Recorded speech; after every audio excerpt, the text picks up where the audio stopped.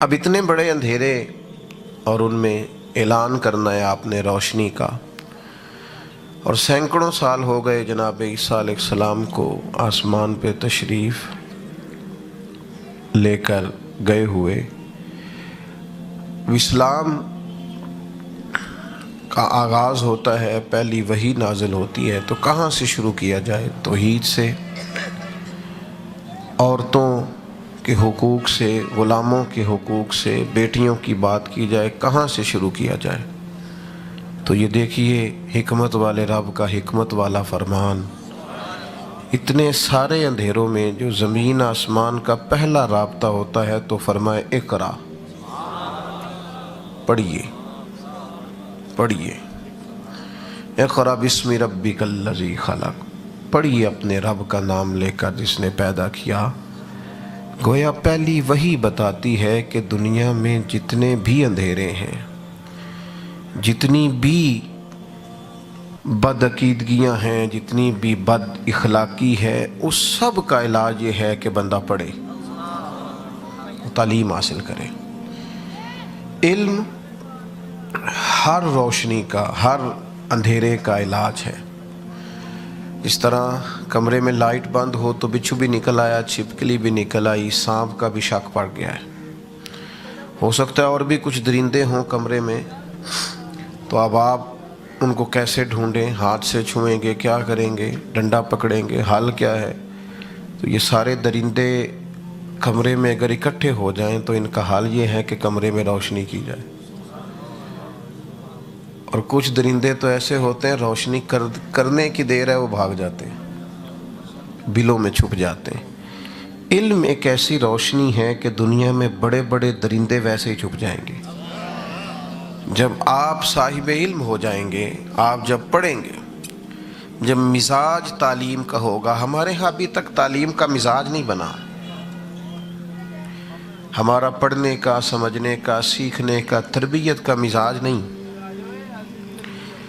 ہمارے ہاں جو لوگ پڑھتے ہیں، میری طرح کے علماء کی بات نہیں کرتا، وہ بھی بڑے مقاصد کے لیے تعلیم نہیں حاصل کرتے۔ آپ کسی بندے سے پوچھیں کیا کر رہے ہو تو کہتا ہے میں بی ایڈ کر رہا ہوں، ایم کام کر رہا ہوں، بی اے کر رہا ہوں، ایف ایس سی کر رہا ہوں، بی ایس سی۔ کیا کرو گے؟ کہتا ہے نوکری کرنی ہے۔ اتنی ڈگریاں لے کے تم پھر بھی نوکری بننا چاہتے ہو؟ او خدا کے بندے، علم تو آدمی کو بادشاہ بناتا ہے، اور آپ کی سوچ کیا ہے؟ نوکری کرنا منع نہیں، لیکن آپ اپنے علم کے عوض نوکری، علم کے عوض نوکری۔ حضرت مفتی جلال الدین صاحب امجدی رحمۃ اللہ علیہ اپنے طلباء کو نصیحت کرتے اور فرماتے، مسجد اور مدرسے میں نائب بن کے رہنا نبی پاک کے، نائب، تم اپنی ذمہ داری کا احساس کرنا۔ جب تک تمہیں اپنی حیثیت کا پتہ نہیں نہ ہوگا۔ اقبال کہتے ہیں عجب نہیں کہ خدا تک تیری رسائی ہو، پر تیری نظر سے تو پوشیدہ ہے آدمی کا مقام۔ تو اپنے اعزاز کو سمجھ، تو پڑھا لکھا ہے، تو عالم ہے، تو کیسے جھک گیا کسی دنیا دار کے سامنے؟ تو کیسے پایا گیا کسی مالدار کے دروازے پر؟ تیرے جملوں میں کیسے کمی آئی اور تو نے کیسے ٹوٹی بات کر دی؟ اور تو نے یہ کس طرح، ہمارے ہاں بعض میری طرح کے، میں بھی الحمدللہ بات کرتا رہتا ہوں، آئمہ کی خدمت کرنی چاہیے، علماء، لیکن بعض دوست اس طرح بات کرتے ہیں اس میں کمزوری چھلکتی ہے۔ آپ کمزور نہ بنیں۔ لوگوں کو تو چھوٹی موٹی ممبریاں ملی ہوتی ہیں، آپ کو تو اللہ نے ممبر رسول عطا فرمایا۔ آپ اپنا اعزاز دیکھیں۔ یہ جو ٹیچر ہے کالج میں، ادارے میں، اسکول میں، مدرسے میں، یہ سمجھے اس کی حیثیت کیا ہے۔ یہ تنخواہ تھوڑی بہت ہونے پر اس کا مزاج اوپر نیچے نہیں ہونا چاہیے، اس کو اپنا منصب سمجھنا چاہیے۔ میں نے کل سارا دن ہاسپٹل میں گزارا ہے، رات کو مجھے پتہ چلا کہ کچھ اور بھی یہاں ہمارے مہمان علماء نے آنا تھا تو نہیں آ رہے۔ مجھے اصرار کیا سب نے کہ آپ چھٹی کریں، ابھی ڈاکٹر آپ کو کہہ رہا ہے۔ تو میں نے کہا یار میرا بھی ایک منصب ہے، اس کا بھی ایک تقاضا ہے۔ میں نے وعدہ کیا ہے اور پھر یہ ہے کہ میزبان کس کس کو جواب دے گا؟ کچھ تو کہنا ہے تو سدیا ہی نہیں سی ایویں نہ لکھیا سی، اور آپ نے ہمیں جب بندے جمع کرنے کے لیے فلاں فلاں کا ذکر کر لیتے ہو۔ میری آپ بات کو سمجھیے گا، اپنے اپنے منصب کے تقاضوں کا ہم لحاظ کریں، ہم چیزوں کا خیال کریں۔ عالم علم کس لیے سیکھیں؟ اپنے دل کی روشنی کے لیے۔ میرے ایک طالب علم نے مدرسے کے ایک دن مجھ سے پوچھا تھا کہ جمعہ پڑھاتے ہیں، خطیب ہے، مجھے کہنے لگے کہ مجھے کوئی کتاب بتائیں، مطالعہ کہاں سے شروع کروں؟ میں نے کہا پتر، لوگوں کے سنانے کے لیے اگر پڑھنا ہے تو علم نہیں آنا، یہ تو آپ اس لیے پڑھ رہے ہیں نا کہ کچھ دیر پڑھوں گا اور جمعے میں باز کروں گا، تو یہ نہیں آئے گا۔ آپ اپنی تربیت کے لیے پڑھیں، اور آپ پڑھیں، اور اتنا پڑھیں کہ ایک دانشور نے کہا تھا کہ میرے گھر میں تو جس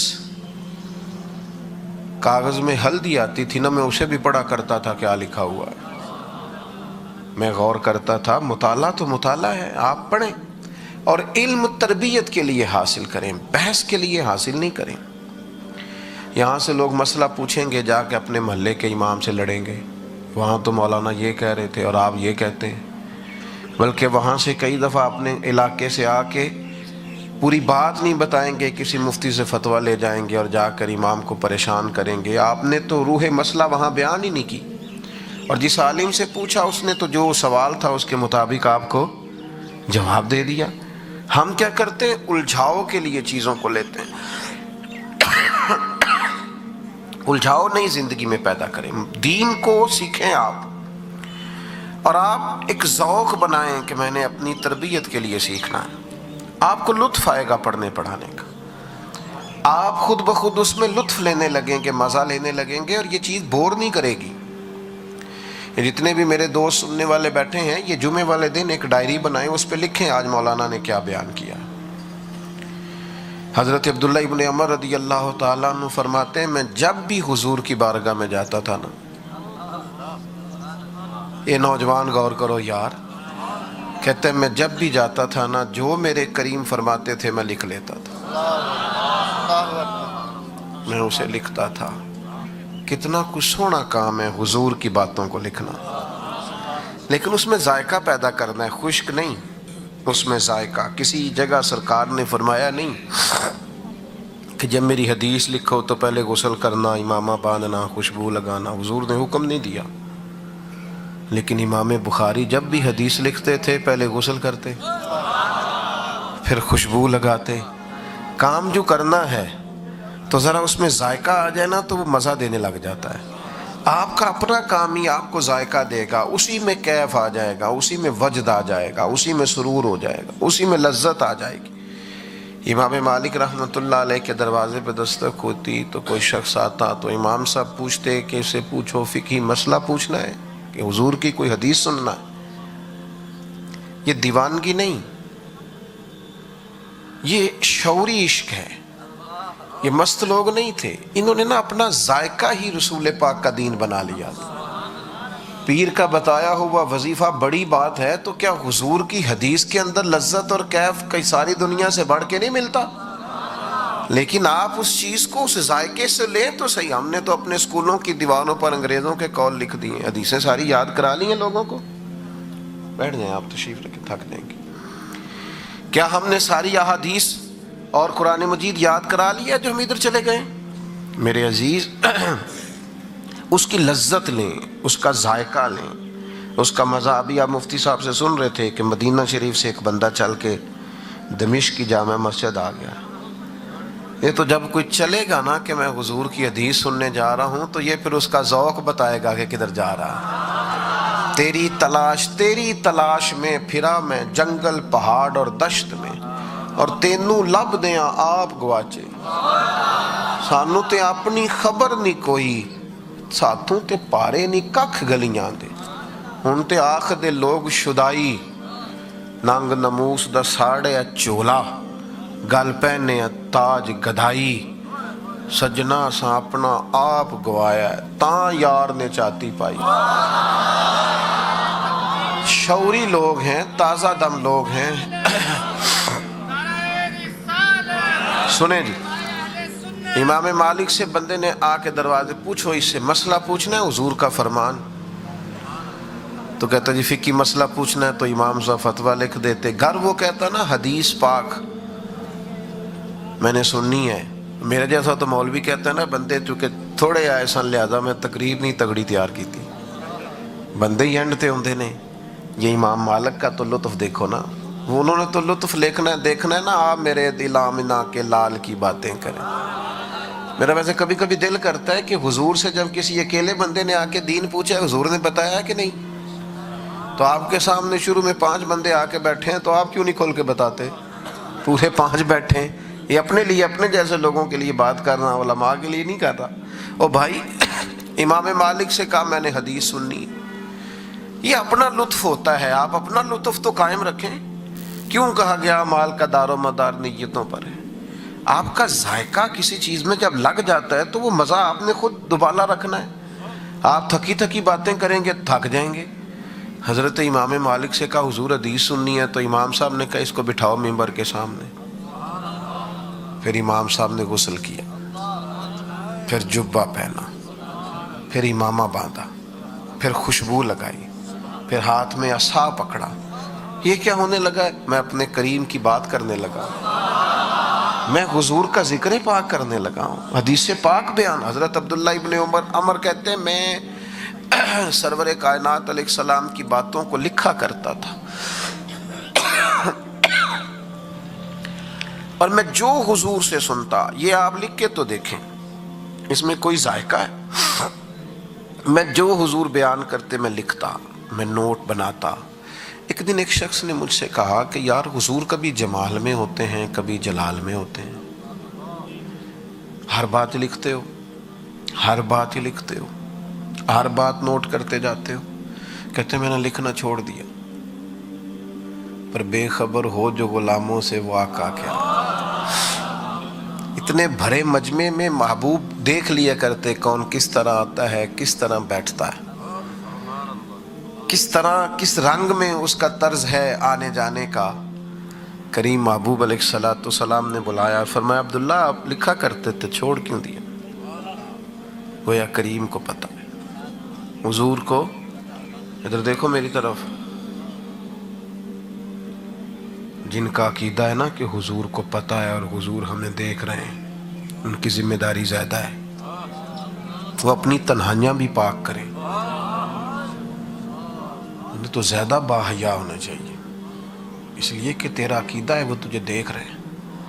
پھر تیری شرم تو تنہائی میں بھی بہت زیادہ ہونی چاہیے, پھر تیرا خیال مضبوط ہونا چاہیے. تیری تو سوچوں پہ بھی تو تنہائی میں غیبت کرتا ہے, جھوٹ بولتا ہے, کیسے تیرا تو عقیدہ ہے وہ تجھے دیکھ رہے ہیں. تیرا تقویٰ تو مضبوط, تیرے لہجوں پر, لفظوں پر, سوچوں پر حضور کی سنت کا پیرا ہونا چاہیے. تو تیرا عقیدہ ہے کہ وہ تجھے دیکھتے ہیں. کون کہتا ہے کہ رہتے ہیں فقط مدینے میں, وہ تو رہتے ہیں اپنے عاشقوں کے سینے میں. تو حضرت عبداللہ حضور کو پتہ تھا یہ کس طرح آتے ہیں کیا کرتے ہیں. کریم نے بلا کے پھر میں لکھتے تھے چھوڑ کیوں دیا؟ عرض کی یا رسول اللہ مجھ سے کسی نے کہا ہے کہ محبوب کبھی جلال فرماتے ہیں, کسی وقت کوئی حدود شرع کو پامال کرتا ہے تو نبی کریم علیہ السلام اس پر جلال بھی کرتے ہیں, کبھی حضور بڑے خوش بھی ہوتے ہیں, تو ہر بات لکھتا ہے. تو نبی کریم نے 3 دفعہ فرمایا لکھا کر, لکھا کر, لکھا کر. فرمایا مجھے اللہ کی عزت کی قسم میں کسی حال میں بھی ہوں, میرے منہ سے جو بھی نکلتا ہے حق اور سچ ہی نکلتا ہے.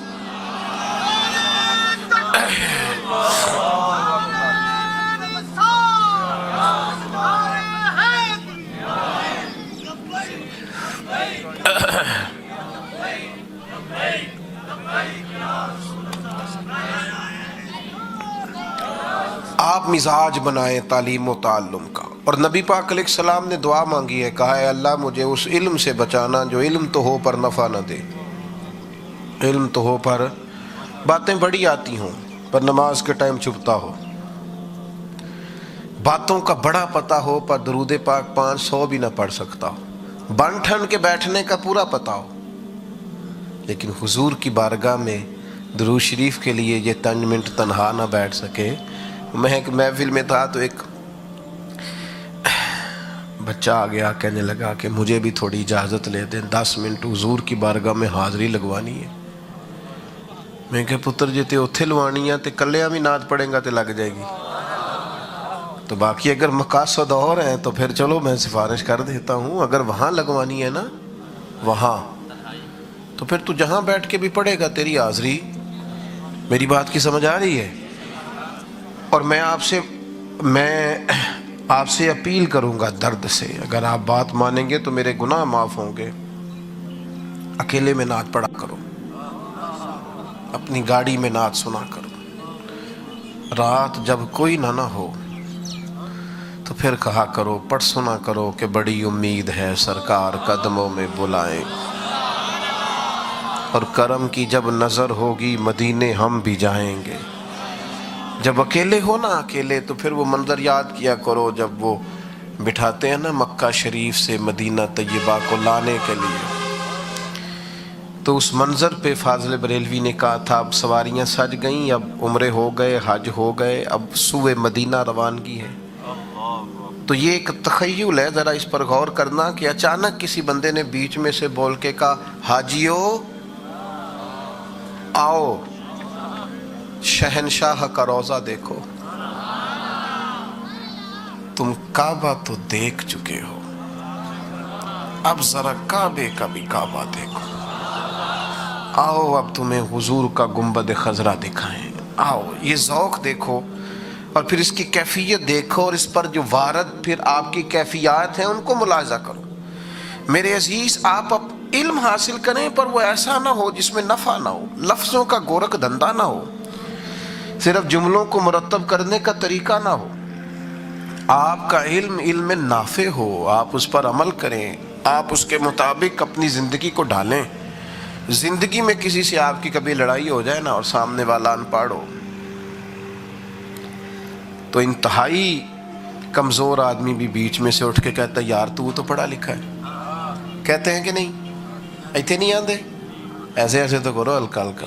کہتے ہیں یار تے, کیوں کہتے ہیں؟ کہ پڑھے لکھے لوگوں سے لوگوں کی امیدیں زیادہ ہوتی ہیں.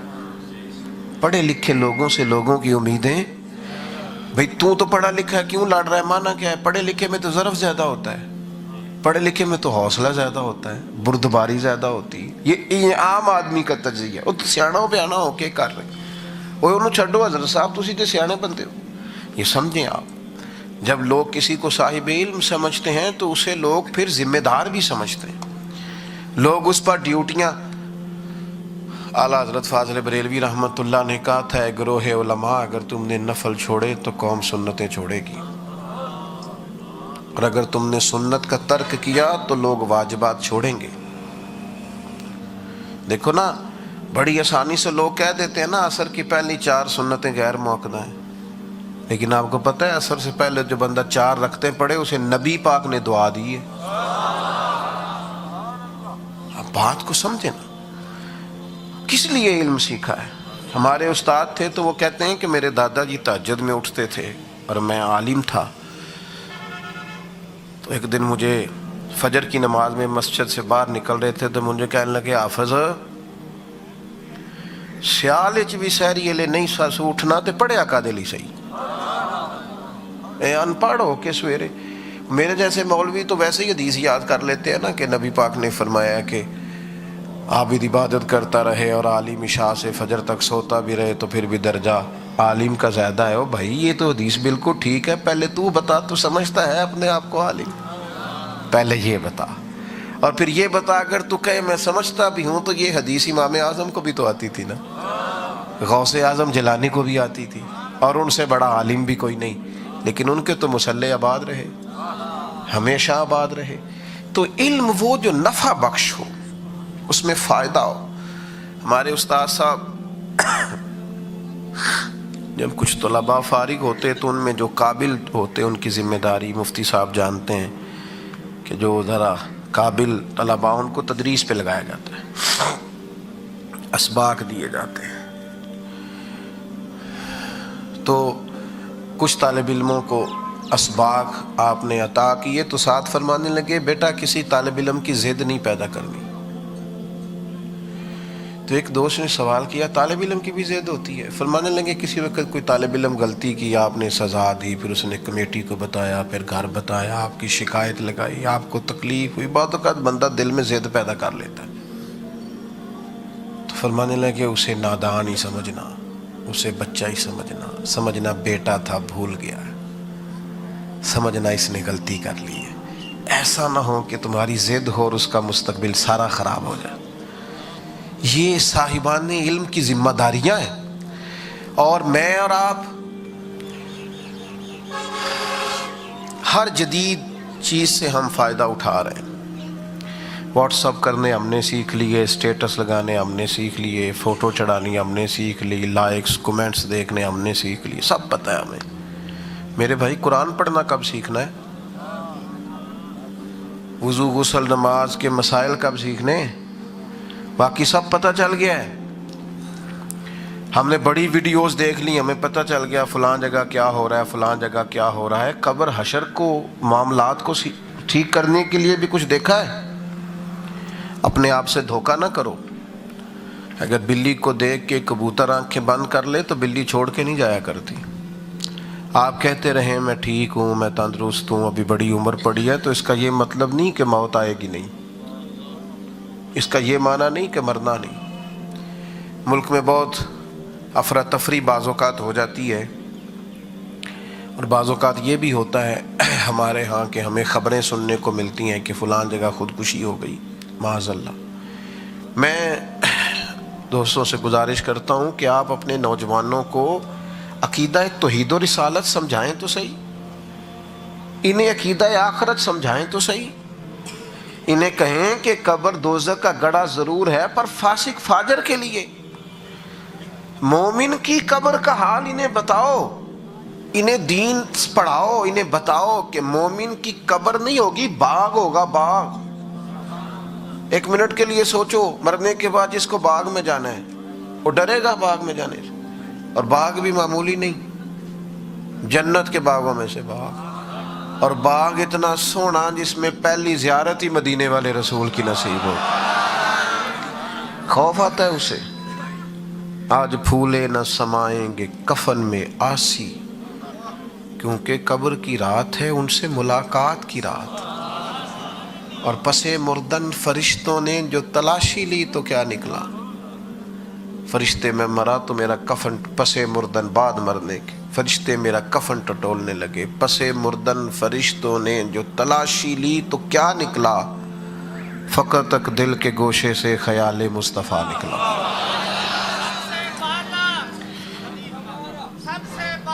سنیں جی، میں اپنی بات سمیٹنے لگا ہوں، اللہ آپ کو جزا دے، میری بات پر غور فرمائیے گا۔ ایک تو مزاج علم کا، اور علم نفع والا، تربیت والا، اور آخری گزارش یہ ہے، میں کچھ زیادہ باتیں کرتا آپ سے، لیکن آپ میری طبیعت پر بوجھ دیکھ ہی رہے ہیں۔ ایک میری گزارش آپ سے اور ہے، علم کو سپورٹ کریں، علم کی تائید کریں، حوصلہ افزائی کریں طالب علموں کی۔ آپ اکیلے میں بچہ آپ سے ملے تو اسے تھپکی دیں کہ پتر بڑی بات ہے تو پڑھ رہا ہے۔ ہمارے ہاں نا جی، بچہ ابھی میٹرک پورا کرتا نہیں تو سارے اسے کو چھڑ پڑھ کے کی کرنا ہے، کڑا نوکری لبن رہی۔ کیا بات کرتے ہیں آپ؟ پڑھ لکھ کے کوئی بندہ کھیتی باڑی بھی کرے گا تو دوسروں سے سیانی کرے گا، جدید تقاضوں کے مطابق کرے گا۔ کوئی منع نہیں ہے کہ پڑھا لکھا آدمی کھیتی باڑی نہیں کر سکتا، لیکن وہ بھی جدید تقاضے سمجھے گا، اسے پتہ ہوگا کس وقت پر بیج ڈالنا ہے، کس وقت پر کھاد ڈالنی ہے، اور دنیا کس طرح اب اس کو لے کے جا رہی۔ آپ نے علم کو مربوط نہ کریں فقط نوکریوں کے ساتھ۔ ہر آدمی، ہر شخص اپنی بساط کو، وہ جس عمر میں بھی ہے اس عمر میں وہ پڑھے۔ صحابہ جو بڑی عمروں میں مسلمان ہوئے، کتاب و سنت سیکھا نہیں انہوں نے؟ کتنے ہمارے اکابرین اسلاف ہیں جنہوں نے بڑی عمروں میں سیکھا ہے۔ تو شعوری طور پر آپ طلباء کو سپورٹ کریں، ان کو تھپکی دیں۔ جب ہم اپنے مزاج میں گھٹن لاتے ہیں نا جی، اس سے خرابی ہوتی ہے۔ حافظ بن رہے ہیں پتر، پھر تو کی کریں گا بڑا ہو کے؟ عالم بن رہے ہیں، پھر بڑا ہو کے کی کریں گا؟ او بھائی تو بننے تو دے، تو بننے تو دے۔ جو محبوب کا غلام ہوتا ہے وہ دنیا کا امام ہوتا ہے۔ تو آپ اب تو یونیورسٹیز میں، کالجز میں سب سے زیادہ ایم فل اور پی ایچ ڈی کرنے والے بچے مدارس کے ہوتے جا رہے ہیں. یہ بڑی جلدی آگے نکل جائیں گے. باقی آپ کیا سمجھتے ہیں یہ کمزور ہیں؟ بس ان کو دبائے نہیں. ہم تھوڑا نا دبا کے رکھتے ہیں. او پترو تو مدرسے کا بچہ ہے تو کرکٹ پہ کھیلنا ہے، یہ نہیں کھیل سکتا، اس کو منع ہے. یہ بچہ کھیلے بھی نہ. کیوں ایسی باتیں کرتے ہیں؟ وہ مجھے ایک دن ایک دوست نے کہا تو وہ 4-5 مدرسے دے بچے نا جی اتنے برگر کھا رہے سن. تو میں کیا تو کدی کھادا ہے؟ کہندے میں بھی کھادا ہے. تو میں کہ جیڑی چاہے تینوں جائز ہے انہاں بچیاں نو کیوں نہ جائز ہے؟ میں تو اپنے مدرسے میں کہا کرتا ہوں ان کو دیا کرو 15 دن کے بعد برگر اور پیزے کا موقع. دبائے نہیں. آپ جب کسی کو گھٹن میں لاتے ہیں تو بغاوت پیدا ہوتی ہے. کاٹے نہیں آپ سوسائٹی میں، معاشرے میں. علامہ صاحب آپ سیر کرنے چلے گئے تو علامہ صاحب نہیں سیر کرنے جا سکتے. کوئی ٹھنڈا علاقہ کبھی ان کے لیے منع ہے؟ کس جگہ لکھا ہے کہ یہ نہیں جا سکتے؟ کچی باتیں کرتے ہیں آپ. باقی سوسائٹی میں ہر شخص کو ہر طرح کے معاملات کی اجازت ہے. کوئی کام غیر شرعی ہو تو آپ اس پر بات کریں کہ شریعت اس کی اجازت نہیں دیتی. لہذا مہربانی فرمائیں، حوصلہ افزائی کریں، تائید کریں. ہاں اتنی بات ضرور ہے کہ وقت ضائع ہوتا ہو کسی کھیل میں، نماز جاتی ہو، کوئی اس طرح کا معاملہ ہو تو پھر بہرحال وہاں احتیاط کی ضرورت ہوتی ہے. کبھی یہ لطف ہمارے بچوں کو نا سکے جمع کرنے کا شوق ہو جاتا تھا. بعض لوگوں کو سیاحت کا شوق ہوتا ہے، اس کے لیے پیسے نہیں جمع کرتے بندہ. ماں باپ کو مناتا نہیں. اگر اندر پانی لوڑ نہیں ہرا نو راہ بنا دی، جذبہ آ جائے تو پھر جذبہ کبھی پوچھتا ہے میں نے کدھر جانا ہے؟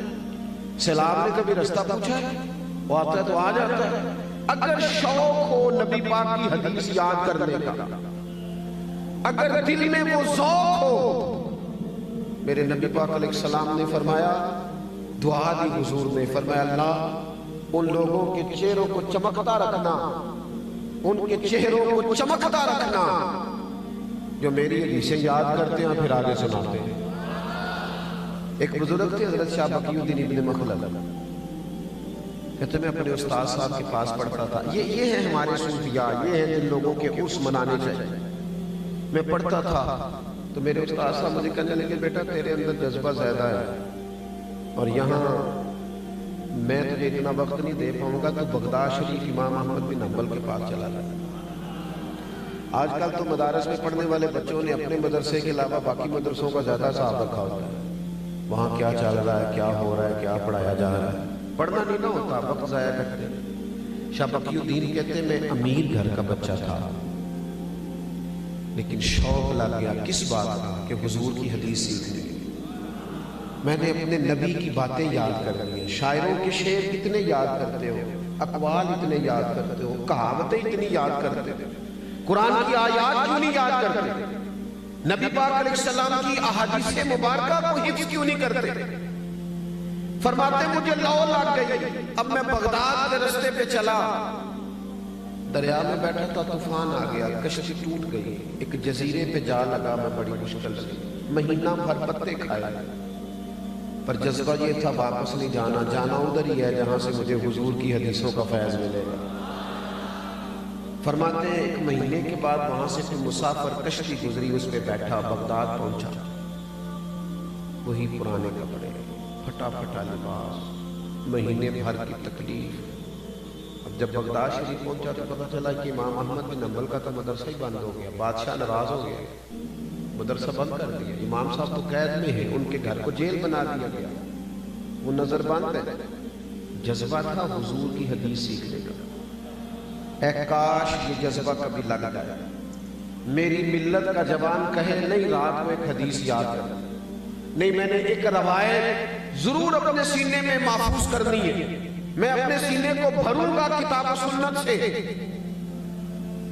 فرماتے ہیں کہ پورے شہر کے اندر فوج گھومتی ہے، پولیس کھڑی ہے، کوئی مجھے امام احمد بن حنبل کے گھر کا پتہ بھی نہیں بتاتا. فرماتے ایک شخص کی میں نے منت کی، میں نے کہا میرا چہرہ دیکھ میں کتنی دور سے آیا، کوئی مہربانی کر، میں دنیا کے مال کا سوالی نہیں، حضور کی حدیث کی خیرات چاہتا ہوں. امام صاحب کا گھر بتا دے. وہ کہنے لگا بڑا سخت پیرا ہے، میں انگلی کا اشارہ نہیں کر سکتا. میں نے کہا چل آنکھ کا ہی کر دے. کہتے وہ مجھے ان کی گلی میں لے گیا اور آنکھ کے اشارے سے کہنے لگا وہ گھر ہے. آنکھ کے اشارے سے آپ فرماتے ہیں کہ میں اس گھر گیا, اس گھر کو میں دیکھ آیا. اب میں نے سوچا میں نے امام صاحب تک پہنچنا کیسے ہے, چونکہ باہر تو پولیس کھڑی ہے. یہ شوق اگر کبھی لگ جائے تو پھر صحیح حدیث میں ہمیں ملتا ہے کہ ایک صحابی کو پتہ چلا تھا یا تابعی تھے, انہیں پتہ چلا تھا کہ نبی پاک کی ایک حدیث ہے, پر بندہ دمشق میں ہے, تو وہ مدینے سے گھوڑے پہ بیٹھ کے صرف حضور کی ایک حدیث سیکھنے آ گئے. یہاں تو ہر جمعے مفت سنائی جاتی ہے نا, اور خطیب صاحب کہتے ہیں بس ٹائم پہ آ جایا کرو, لیکن وقت نہیں, گنجائش نہیں. دوستو یہ ذوق علمی بالخصوص ملت کے جوانوں میں پیدا ہونا بڑا ضروری ہے. حضرت شاہ بقی الدین کہتے ہیں میں نے سوچا اب کیسے جاؤں امام صاحب کے گھر قربان جاؤں. کہتے ہیں پہلے سوچا سبزی والا بن جاتا ہوں, پھل بیچتا ہوں, چلو میں آواز دوں گا شاید امام صاحب سبزی خریدنے باہر آئے. پھر میں نے سوچا سبزی خریدنے کوئی آتا ہے, کوئی نہیں بھی تو آتا نا, میں امیر باپ کا بیٹا. پھر میں نے سوچا کہ میں نے صفائی والا بن جاتا ہوں, شاید وہ باہر آئے. پھر سوچا صفائی والے کو دیکھنے بھی سارے نہیں آتے, آخر کیسے پہنچوں حضور کی حدیث سیکھنے کے لیے. کہتے میں نے طے کیا, میں نے سر سے ٹوپی اتار لی, کپڑے پھاڑ لیے, گلے میں میں نے مانگنے والا کاسا ڈال دیا.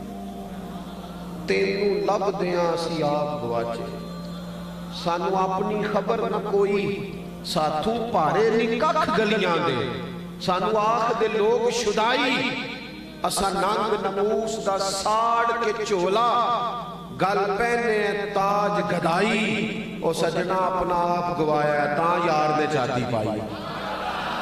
فرماتے میرے مانگنے والا کاسا, اور میں دروازے بھی اللہ کے نام پہ دے دو, اللہ کے نام پہ.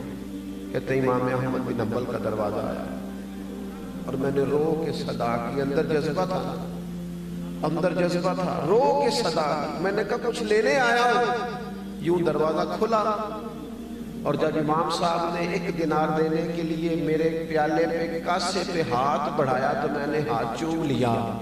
میں نے کہا قربان جاؤں, میں 1 دینار کے لیے نہیں آیا, رسول اللہ کی حدیث سننے کے لیے آیا. کہتے ہیں امام صاحب نے نا یوں اٹھا کے نظر دیکھی, اس طرح بھی کوئی لیتا ہے. آپ یقین کریں کچھ لوگوں کو لینا بھی آتا ہے, کچھ لوگوں میں جذبہ ایسا ہوتا ہے کہ وہ لے لیتے ہیں, کچھ نہ ارادہ کرتے ہی رہ جاتے ہیں, پروگرام بناتے ہی رہ جاتے ہیں, کچھ لے جاتے ہیں, کچھ اور چکر میں پڑے رہتے ہیں, اور کچھ حاصل کر جاتے ہیں. حضرت امام صاحب رحمۃ اللہ علیہ نے چہرہ دیکھا, فرمایا ہاں حضور میں بڑی دور سے آیا ہوں, بڑی دیر سے پہنچا ہوں. گو سنا تھا کہ آستانہ یار دور ہے, پر ہم نے بھی ٹھان لی تھی کہ جانا ضرور ہے. کہتے ہیں حضور مہربانی ہو جائے. کہتے ہیں میں روز فقیر بن کے جاتا, امام صاحب 3 حدیثیں سناتے, میں ساری, او دوستو او ادھر آؤ یار, تم کہتے ہو فلاں انگریز کا اسکول کی دیوار پر فلاں دانشور کی بات لکھ دیں, کائنات کی حکمتیں ساری میرے رسول پاک کی قدموں کی دھول پہ قربان. آؤ نبی پاک کی حدیث سیکھو, قرآن مجید کی آیات سیکھو, کتاب و سنت کے علوم لو, ایک ایک کر کے اپنا دین سیکھنا شروع کرو, اور اوپر ذوق پیدا کرو.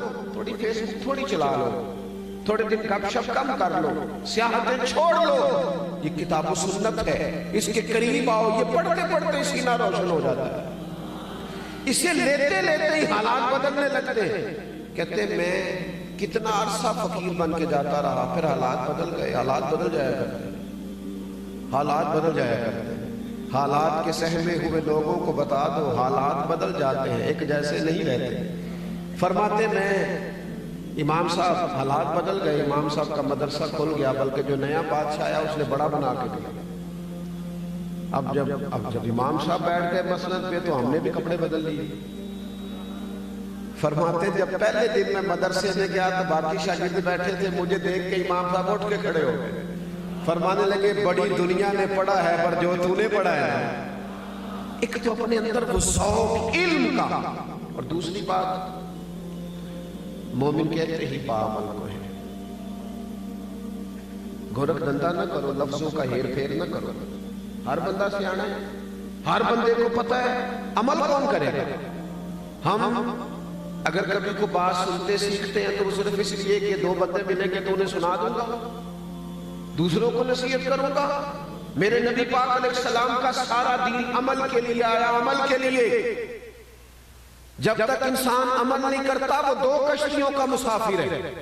جب تک وہ نرا عالم ہوتا ہے اور عامل نہیں ہوتا اتنی دیر تک وہ اپنے ضمیر کا قیدی ہوتا ہے۔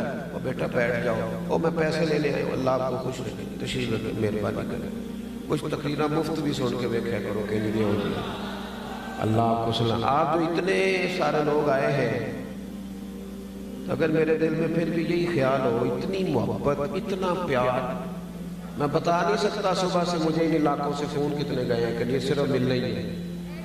تو جس سے اتنا پیار کیا جائے وہ پھر 20-40 ہزار کا لالچ پیدا کرے تو اس سے زیادہ کمینہ بھی کوئی نہیں۔ جس سے اتنا پیار کیا جائے لوگ راہیں بچھائیں، سانو تخت ہزارے ریلوڑ کی نالے کی لگے شہر بمبول دے نال اسی اپنی بال کے سیکھنے ہیں، سانو کی لگے کسی اور دے نال، اور کرو مدح اہل دول رضا، پڑے اس بلا میں میری بلا، میں گدا ہوں اپنے کریم کا، میرا دین پارا اعلان ہے۔ آپ توجہ کریں اگر میری بات کو سمجھیں گے، دین عمل کے لیے، عمل کے لیے، دین کردار بدل دیتا ہے، سوچ بدل دیتا ہے۔ رب فرماتا ہے وَعِبَادُ الرَّحْمَنِ الَّذِينَ يَمْشُونَ عَلَى الْأَرْضِ هَوْنًا، رحمان کے بندے زمین پر عاجزی سے چلتے ہیں، ان کے مزاج بدل جاتے ہیں، ان کے تیور بدل جاتے ہیں، ان کے لہجوں میں حسن آ جاتا ہے، تواضع آ جاتا ہے، ان کی زندگیاں پہ الجھاؤ والی نہیں رہتی، وہ سارا دن سیاسی پیچ و تاب کا شکار نہیں ہوتے۔ وَإِذَا خَاطَبَهُمُ الْجَاهِلُونَ قَالُوا سَلَامًا، اگر کوئی جاہل الجھنے بھی لگے تو سلام کر کے گزر جاتے ہیں۔ ان کے لہجوں میں خوبصورتی ہوتی ہے، ان کے انداز بدل جاتے ہیں، وہ لوگ ایک اور رخ اختیار کر جاتے ہیں، زندگی عمل والی ہو جاتی ہے اپنے کردار میں۔ دیکھو آپ بڑی تعریفیں کریں جا کے اپنے پیر صاحب کی گھر، اپنے استاد صاحب کی، لیکن اگر آپ بیوی کو گالی دیں گے نا تو آپ سے کہے گی اے سکھایا تینے تیرے پیر صاحب نے۔ آپ جو جا کے کہیں اپنے کلیگ سے دفتر میں کہ میں فلاں محفل سے ہو کے آیا ہوں، لیکن 2 منٹ کے بعد وہ دیکھے کہ آپ تو کام چوری کر رہے ہیں، تو کہے گا ایسا کہا ایسی راتی مولوی صاحب نے۔ عمل امام جعفر صادق رضی اللہ تعالیٰ عنہ سے ایک شخص نے کہا حضور میں دین کی تبلیغ کرنا چاہتا ہوں، کوئی نسخہ بتائیں، تو فرمانے لگے بڑا سادہ سا نسخہ ہے، تو دین پہ عمل کرنا شروع کر دے، دین کی تبلیغ ہونی شروع ہو جائے گی۔ دین تو عمل کے لیے ہے، کردار میں تبدیلی کے لیے۔ کہ میں نے آپ کو حدیث پڑھ کے سنائی نا، نبی پاک نے فرمایا تمہارے غلام تمہارے بھائی ہیں۔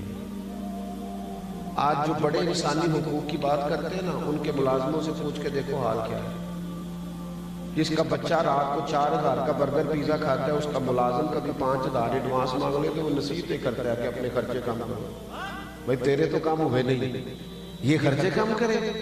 وہ ہمارے حکمران کہتے ہیں نا جب مہنگائی کرتے ہیں تو کہتے ہیں ہم ذرا مشکل فیصلہ کرنے لگے، آپ کے لیے تو نہیں نا مشکل، آپ کے لیے تھوڑی مشکل ہے، وہ تو مشکل ان غریبوں کے لیے ہے، پر شکوہ آپ سے بھی ہے۔ آپ نے بھی کبھی الیکشن کے موقع پر پوچھا نہیں کہ مجھے ہمیں بتاؤ پاکستان کا مطلب کیا؟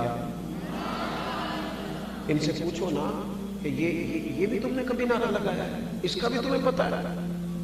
کبھی ان سے پوچھو، ان سے کہو تم تو الیکشن یہاں لڑتے ہو، رہائش جا کے لاہور میں کرتے ہو۔ ان سے پوچھو الیکشن جہاں ہوتا ہے رہائش تمہاری اسلام آباد میں ہوتی، آؤ نا انہی سڑکوں پہ کرو تم بھی انہی بسوں میں سفر، تو پتہ چلے کہ جب بچے کی فیس کا دن آتا ہے تو پھر ابا رات کو کرتا کیا ہے۔ انہیں کہو آؤ کسی سرکاری ہسپتال کے باہر آ کے بیٹھو تھوڑی دیر اور پوچھو حالات کیا ہے۔ آؤ کسی پرائیویٹ ہاسپٹل میں جہاں میت لینے سے پہلے بھی وہ کہتے ہیں کہ اللہ ماشاءاللہ سب کی بات نہیں کرتا، کہتے ہیں پہلے بل جمع کرا دو اس کے بعد تمہیں فارغ کر دیا جائے۔ تمہیں کیا خبر ہو، محلوں میں پلنے والے کوئی خبر رکھ سکتے ہیں؟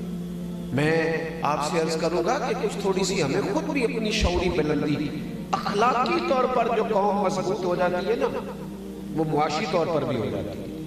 لیکن اگر ریڑھی والا بھی بددیانتی کرے اور مزدور بھی سگریٹ پیتے 20 منٹ لگا دے اور چائے پینے جائے چائے کے اوپر یہ 1 گھنٹہ لگائے تو پھر وہ قومیں آگے نہیں بڑھ سکتی۔ میرے عزیز، دین عمل کے لیے آیا ہے، عمل کے لیے۔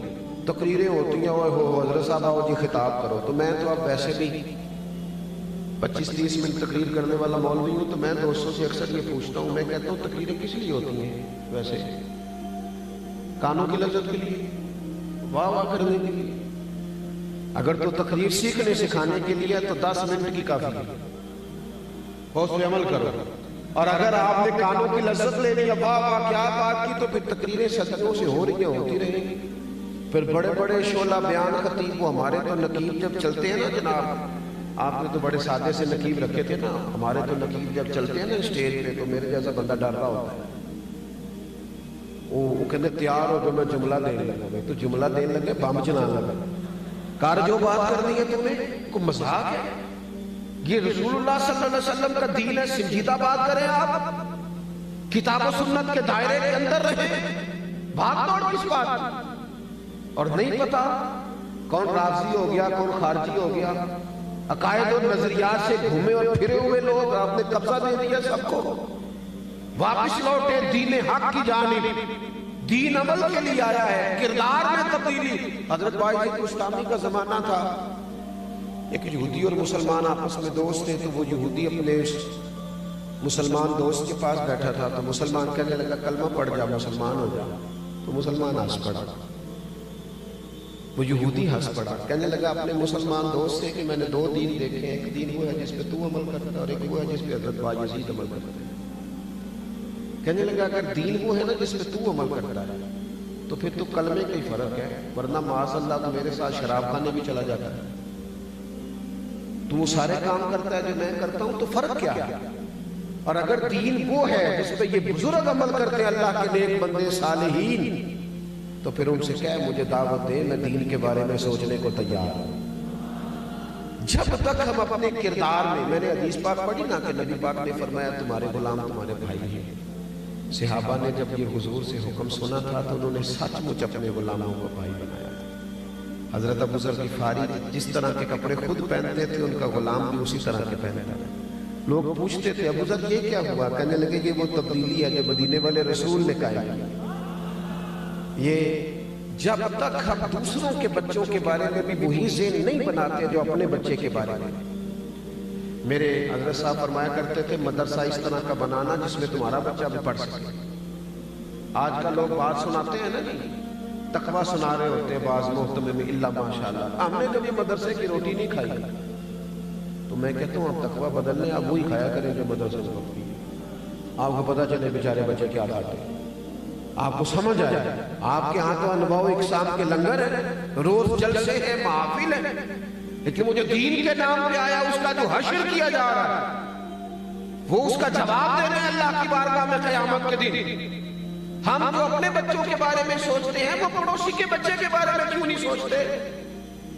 اپنے دیگر اعزاء و اقرباء کے بچوں کے بارے میں کیوں نہیں سوچتے؟ اپنے ملازمین کے بچوں کے بارے میں کیوں نہیں سوچتے؟ اسلام کردار و عمل میں تبدیلی کی بات کرتا ہے، فکری انقلاب برپا کرتا ہے، سوچوں کو بدل دیتا ہے، نظریاتی مسلمان بناتا ہے۔ نظریاتی نعروں کی حد تک اور گفتگو کی حد تک کوئی شخص چمکے تو وہ تو ساری دنیا چمک رہی ہے۔ حضرت مولا علی شیر خدا کرم اللہ تعالی وجہ الکریم اپنے غلام کو لے گئے بازار، کہنے لگے چل کپڑے خرید لے جانا ہے۔ غلام کو یہاں تو ڈرائیور جو ہوتا ہے نا اس کو لوگ کھانے میں ساتھ نہیں بٹھاتے، تو ڈرائیور کی روٹی کو ٹھکا دیا، حالانکہ صاحب گاڑی میں سو رہے تھے، ڈرائیور ہی ہے جو خیریت سے لے آیا ہے، لیکن وہ کہہ رہے ہیں کہ اس کی کھانا ادھر بھیج دو، وہ ہمارے ساتھ نہیں بیٹھ سکتا۔ حضرت مولا علی شیر خدا اپنے غلام سے فرمانے لگے چل بازار چلے۔ بازار گئے، دونوں کپڑے خریدے، ایک جوڑا مہنگا تھا ایک سستا تھا۔ غلام کہتا ہے میں سمجھ گیا مہنگا جوڑا آقا کا ہے، سستا غلام کا ہے۔ ایک ہی تھیلے میں 2 جوڑے تھے۔ پھر وہ چوک آ گیا جہاں سے مجھے اپنے گھر جانا تھا، حضرت علی کو اپنے کاشانہ نور میں جانا تھا۔ فرماتے مولا علی شیر خدا کرم اللہ تعالی وجہ الکریم مجھ سے کہنے لگے، اپنے غلام سے کہنے لگے لا بیٹا وہ میرے والا جوڑا مجھے دے دے، میرے والا سوٹ دے دے، کہتے ہیں میں نے مہنگا نکال کے بڑھایا تو فرمانے لگے یہ نہیں میرا، یہ انقلاب ہے جو نبی پاک نے برپا کیا۔ سنیں، فرمایا یہ نہیں میرا۔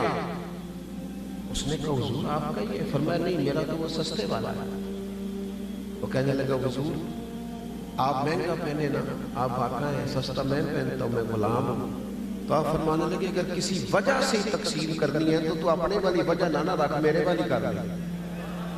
اگر کوئی سبب تقسیم کا بنانا ہے نا کہ اس سبب سے تقسیم کرنی ہے تو میں تمہیں سبب دیتا ہوں، وہ رکھ لے گا۔ جناب بتائیے، حضرت علی فرمانے لگے اس طرح کرنا، تو پہننا مہنگا تو کہ تو جوان ہے اور مجھے سستا دے دے چونکہ میں بوڑھا ہوں۔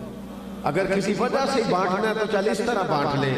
وہ غلام کہتا ہے مولا علی نے صرف سوٹ ہی مجھے مہنگا دیا تھا، پر میں جب پہنتا تھا شیر خدا کو یاد کر کے روتا تھا۔ وہ جو خیر میرے ساتھ کی تھی وہ غریب تو خالی عزت سے راضی ہو جاتا ہے، لیکن ہم نے یہ کام کیا نہیں، ہم یہ لہجے اپنائے نہیں۔ نہ وزیروں نے عزت دی غریبوں کو، نہ پیروں نے عزت دی، الا ماشاءاللہ۔ ہم نے معیار ہی کچھ اور بنا دیا۔ مومن وہ ہوتا ہے جس کے کردار میں، عمل میں، اٹھنے بیٹھنے میں، لب و لہجے میں تبدیلی آیا، جس کا طرز مسلمانوں والا، طریقہ کار اہل ایمان والا، اور تیسری بات اس میں اخلاص ہو، للہیت ہو۔ آپ دنیا کو دکھانے کے لیے جب کام کرتے ہیں تو آپ اداکار بن جاتے ہیں۔ اداکاری جو ہوتی ہے وہ کر کر کے بندہ تھک جاتا ہے۔ یہ جو اخلاص ہوتا ہے یہ نارمل زندگی ہوتی ہے، روٹین کی لائف۔ آپ جو اوپر سے ہیں وہی اندر سے۔ یہ ریاکاری، یہ دکھاوا، لوگ مجھے دیکھ لیں، میری فوٹو آ جائے، کسی کو پتہ چل جائے، کسی کو خود ہی بتا دینا اللہ کا شکر ہے جی اتنی دیر سے میں خدمت کر رہا ہوں۔ تو نہ بول یار، خدمت کو بولنے دے۔ میں اتنی دیر سے کام کر رہا ہوں، تو نہ بول، کام کو بولنے دے۔ خوشبو بتایا نہیں کرتی، خوشبو تو آیا کرتی ہے۔ تو بول رہا ہے اس کا مطلب ہے تجھے ضرورت پڑی ہے بولنے کی۔ اخلاص، للہیت۔ شوہر خرچہ پورا نہ دے تو بیوی گزارا کر لیتی، سادے کپڑوں میں رہ لیتی، تلخی بھی سہ لیتی۔ لیکن اگر اسے پتہ چل جائے نا میرے ساتھ مخلص نہیں، کہیں اور بھی نظر ہے، تو پھر گزارا۔ اس کا مطلب ہے اخلاص نہ ہو تو گھر نہیں چلتا، تو پورا دین کیسے چلے گا؟ ہمارے یہاں یہ نظام بن گیا کہ اخلاص ڈھونڈنا پڑتا ہے، مخلص ہو کر کام کرے، مخلص ہو کر۔ یہ ہمارے ملک میں سیلاب آیا، کوئی اتنا بڑا مسئلہ نہیں تھا اتنے سارے سرمایہ داروں کے لیے، بڑے بڑے وزیروں کے لیے، لیکن ہماری ترجیحات کچھ اور ہے۔ ہماری ترجیحات سیٹ ہے، ہماری ترجیح اپنا حلقہ ہے، ہماری ترجیح یہ ہے کہ لوگ مجھے کیسے اچھا جانیں۔ ہماری ترجیحات بدل گئی ہیں۔ جب اخلاص ہوتا ہے نا للہیت، اس میں درد ہوتا ہے، اس میں سکون ہوتا ہے۔ جب آپ مخلص ہو جاتے ہیں تو خدمت کرنے میں مزہ آتا ہے، اللہ کے بندوں کا پیار خود بخود آ جاتا ہے۔ غریب ڈھیر سارے اپنا مسئلہ اس لیے نہیں بتاتے کہ پتہ نہیں کچھ ملے گا کہ نہیں ملے گا، پر رسوائی ہو جائے گی۔ سگا بھائی مالدار ہے پر بھائی اس سے نہیں 4 پیسے ادھارے مانگتا، وہ 200 کلومیٹر دور دوست کو فون کرتا ہے، اسے پتہ ہے میرا بھائی پہلے تو بھابھی کو بتائے گا، پھر سارے علاقے کو بتائے گا، دینے پتہ نہیں دینے۔ وہ جو ہمارا دکھاوا ہے، جو آپ یقین کریں مسجد میں پیسے دے کے لوگ ٹائلوں پہ لکھوا لیتے تھے برائے سالے ثواب۔ فرشتے بھول گئے تھے کیا؟ کسی اور کے کھاتے میں لکھا جانے لگا تھا۔ کب تک دکھا دکھا کے، اور میں نے دیکھا بہت سارے لوگ بیچارے بول بول کے تھک جاتے ہیں کہ میں بڑا چاہ رہی، خود ہی بتاتے رہتے ہیں۔ یہ تو گورکھ دھندا ہے، کہاں ہونا تھا مخلص ڈیوٹی، ذمہ داری والا، احساس والا۔ نبی پاک علیہ السلام نے فرمایا تم مخلص ہو جاؤ، تمہارا تھوڑا عمل بھی تمہیں کفایت کر جائے۔ اپنی زندگی میں کبھی ریاکار نہ بنے، یہ میری بات یاد رکھ لینا، کبھی نہ بھولنا، مخلص فی الدین ہو جاؤ۔ ماں باپ سے لے کر بچوں تک، دوستوں سے لے کر پڑوسیوں تک مخلص ہو جائے، کبھی بھی دکھاوا نہ کرے۔ حضرت امام ابو نعیم رحمۃ اللہ علیہ نے لکھا ہے کہ 100 گھر تھا مدینہ شریف، جہاں 3 وقت کھانا بھی پہنچتا تھا، جہاں بچے بیمار ہوتے تھے تو دوائی بھی پہنچتی تھی، جہاں ہر چیز، ہر آسانی، ہر سہولت پہنچتی تھی، 100 گھر، لیکن پتہ کوئی نہیں تھا کون دے جاتا ہے۔ دروازے پہ کچھ چھوڑ جاتا، اگر اسے کہتے نا اپنا نام بتاؤ تو وہ ناراض ہو جاتا، چہرے پہ پردہ، نقاب، 100 گھر، پورا تھوڑی سی آبادی ہوتی تھی، 100 گھروں میں کھانا پہنچتا تھا۔ فرماتے پھر ایک دن ایسا ہوا کہ وہ کھانا سب کے ہاں آنا بند ہو گیا، لوگ پریشان ہوئے تھے کہ دوسرے سے پوچھنے لگے تیرے گھر بھی نہیں آتا، تیرے گھر بھی نہیں آتا، تیرے گھر بھی نہیں آتا، پتہ کرو تیرے گھر کب سے نہیں آیا؟ کہا 18 محرم سے۔ وہ 18 محرم سے تو ہمارے گھر بھی نہیں آیا، فلاں گھر بھی نہیں۔ پتہ چلا کہ 18 محرم سے نہیں آ رہا، وہ پتہ چلو، پتہ کرو 18 محرم کو کیا ہوا ہے؟ تو پھر سب کی آنکھیں بھیگ گئیں، کو 18 محرم کو تو امام زین العابدین کا وصال ہوا۔ 100 گھروں میں کھانا پہنچاتے تھے، خرچہ دیتے تھے، کسی کو پتہ کوئی نہیں تھا کون دے رہا ہے۔ اکھاں جدوں میڈیاں زمانہ مینوں روے گا، اپنا تے اپنا بیگانہ بھی مینوں روے گا، جدوں نہ میں دسیا میں خاراں نوں میں خانے وچ ویکھیا جے، جان ٹوٹ جان گے تے میں خانہ مینوں روے گا، کئی بک بک رون گے تے کئی لک لک رون گے، گلیاں دا ایانا تے سیانا مینوں روے گا، جن لوگوں نے خدمات کی نا، جنہوں نے کچھ کارہائے نمایاں کیے، ان لوگوں نے اخلاص سے کی، اللہ کی رضا کے لیے کی، انہوں نے کسی جگہ نام و نمود کو آنے نہیں دیا، اپنی زندگی میں مخلص ہو، ایک اینٹ لگائیں کسی مسجد میں، پر ہمیں پتہ ہو یا اللہ رسول کو پتہ ہو، کسی ایک غریب کا خرچ اٹھا لیں، پر ہمیں پتہ ہو یا رب رسول کو پتہ ہو، ایک نیکی کریں۔ دیکھو جس کے گھر میں 20 تولے سونا پڑا ہو، وہ کبھی گلی میں نہیں لے کے آیا، وہ کہتا ہے یہ قیمتی ہے، اسے گلی میں نہیں لے کے جانا۔ جس کے گھر میں 50 لاکھ کیش ہو، وہ کبھی گلی میں نہیں، کیونکہ قیمتی چیزیں دکھائی نہیں جاتی، چھپائی جاتی۔ اگر اپنی نیکیوں کو قیمتی سمجھتے ہو تو انہیں دکھانا چھوڑ دو، چھپانا شروع کر دو، تاکہ وہ قیمتی ہو جائے، قیمتی اپنی زندگی میں وہ خوبصورتی لائیں، وہ للہیت لائیں۔ آخری بات آپ سے یہ کرنی ہے، اللہ کریم نے جو آیات میں نے تلاوت کی، اس میں فرمایا کہ وَالَّذِينَ يَبِيتُونَ لِرَبِّهِمْ سُجَّدًا وَقِيَامًا، فرمایا اللہ کے بندوں کی شان یہ ہے کہ وہ رات سجدے میں گزار دیتے ہیں اور قیام میں گزار دیتے ہیں۔ مسلمان کی طاقت مسلح ہے، مسلمان کی طاقت دعا ہے۔ ہم مجلسوں کے قائل ہیں، محافل کے قائل ہیں، جلوتوں کے قائل ہیں، ہمارے موبائل آباد ہیں، ہمارے ہاں گھر آباد ہے، دفاتر آباد ہے، ہمارے مسلح نہیں آباد۔ کچھ وقت جب نکال کے اللہ اللہ کرو گے نا، اس طرح جسم بھوکا ہو تو روٹی نہیں مانگتا، اس طرح ہماری روح اللہ کی یاد مانگتی، ہمارے دل طلب کرتے ہیں کہ نبی پاک پر درود و سلام پڑھا جائے، ہمارے باطن سے آوازیں اٹھتی ہیں، کیونکہ روح یہاں کی باسی نہیں۔ مصلی پہ جو لوگ دیر تک بیٹھتے ہیں نا، وہ طاقتور ہو جاتے ہیں۔ اگرچہ اسلام رہبانیت کا قائل نہیں، کٹ کے نہیں، صرف پکا نہیں بیٹھ جانا، لیکن کچھ ٹائم رات کو رسول کریم کا طریقہ تھا۔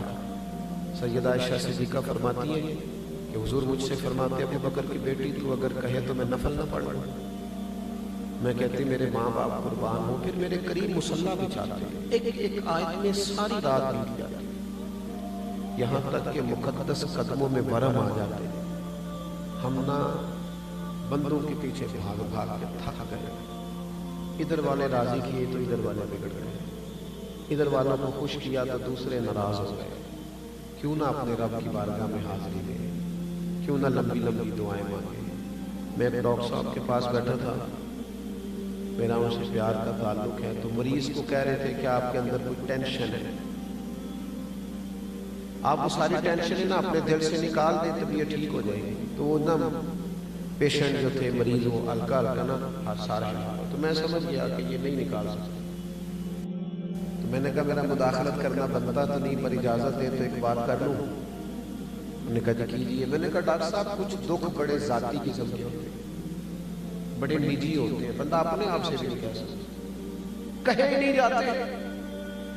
کہنے لگے حل کیا ہے؟ میں نے کہا حل ہے نا، حل ہے مصلی اور دعا.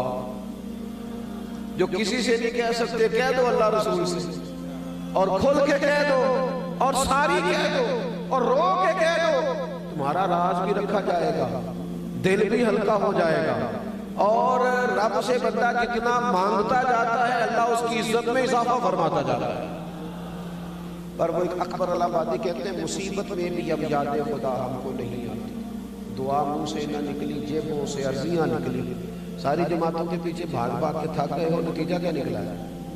واپس نہ لوٹے اللہ رسول کی جانب. بجائے بڑے لوگوں کی گاڑیوں کے پیچھے بھاگنے کو اللہ کے گھر کی طرف نہ بھاگے، اس طرف نہ دوڑے. اپنی زندگی میں عبادت کا مزاج پیدا کریں، طبیعت اس طرح کی بنائیں، ذوق اس طرح کا بنائیں کہ کچھ دل قرآن پاک سے لگے، کچھ درود پاک سے لگے. آج ڈھیروں لوگ مرید ہوتے ہیں، وہ بیعت تو ہو جاتے ہیں لیکن جو شیخ نے سبق دیا اس پر توجہ نہیں کرتے، وظائف ہی نہیں پڑھتے. میں بہت سارے لوگوں سے کہتا ہوں کہ ہم نے زیادہ مرید کر کے کوئی الیکشن تھوڑی لڑنا ہے. مقصود تو یہ ہے کہ جو کہتے ہیں اس پر عمل کرو، یہی پیری مریدی ہے. جو سکھاتے ہیں اسے سیکھو، جو درد لیے پھرتے ہیں اس پر غور کرو، یہی بیعت ہے. باقی کوئی ایسا شوق اللہ نے نہیں دیا طبیعت کے اندر کے پتہ چلے یہاں بھی لاکھوں ہیں تو وہاں بھی ہزاروں ہیں. تو میں نے جو 4 باتیں آپ کی خدمت میں عرض کی ہیں، پھر دہراتا ہوں بات ختم کرنے سے پہلے. ایک تو مزاج علم کا بنائیں، تھوڑا بہت سیکھتے رہیں. کوشش کریں ایک آیت روز سیکھی جائے، ایک حدیث پاک روز ہماری سمجھ میں آئے. دوسری گزارش یہ جو سیکھیں نا اس پر عمل کریں. بغیر عمل کے نا مطلب وہ بہترین پڑھنے لکھنے کے بعد بھی پریکٹیکل کرنا پڑتا ہے. کہتے ہیں آج کل پریکٹس کہاں کر رہے ہیں؟ جب تک پریکٹیکل نہیں نہ ہوتا اتنی دیر تک تھیوری کی سمجھ ہے، پہلے عمل کریں. تیسری بات یہ اس میں اخلاص پیدا کرو، للہیت پیدا کرو. آپ جتنا اخلاص پیدا کرتے جائیں گے دل اور روح سکون میں آتی جائے، اطمینان. اور چوتھی بات یہ کچھ وقت مصلی کو دیں، عبادت کو دیں، اللہ کی بارگاہ میں حاضری کو دیں. آخری گزارش یہ ہے، حالات بڑے سخت ہیں اس وقت، مہنگائی بہت زیادہ عروج پکڑ گئی ہے. ایک ہوتا ہے درمیانہ اور غریب طبقہ، مہنگائی سے ہمیشہ وہ لوگ متاثر ہوتے ہیں. مجھے تو اپنی گلی کے لوگوں کو پتہ ہے کہ کس کی کتنی آمدن ہے، تو آپ کو بھی تو پتہ ہی ہوگا. بجائے اس کے کہ کوئی آ کے رو کے کہے، اس سے پہلے ہی نا تھوڑی خبر لیں ایک دوسرے کی. آپ تھوڑی نا خرافات پر بالخصوص توجہ دیں. بچہ جو مہنگے کالج میں پڑھتا ہے، اسکول میں، وہ بھی لائق ہے، لیکن جو ورکشاپ پہ بیٹھا ہے نا رینچ لے کے، وہ بھی لائق ہے. بس اس کے ابا کے پاس فیس کے پیسے، ہم نا ادھر ادھر بڑا پیسہ ضائع کرتے ہیں. تھوڑے سے اپنے اخراجات کو کم کریں، اور جو ہمارے دائیں بائیں غربا ہیں ان کی اشک شوئی کریں. غریبوں کی اگلی نسل کو بھی غریب ہی نہیں رکھنا. اتنی تو توجہ کر دیں کہ چلو جو آنے والی نسل ہے وہ تھوڑی اپنے پیروں پہ کھڑی ہونی شروع.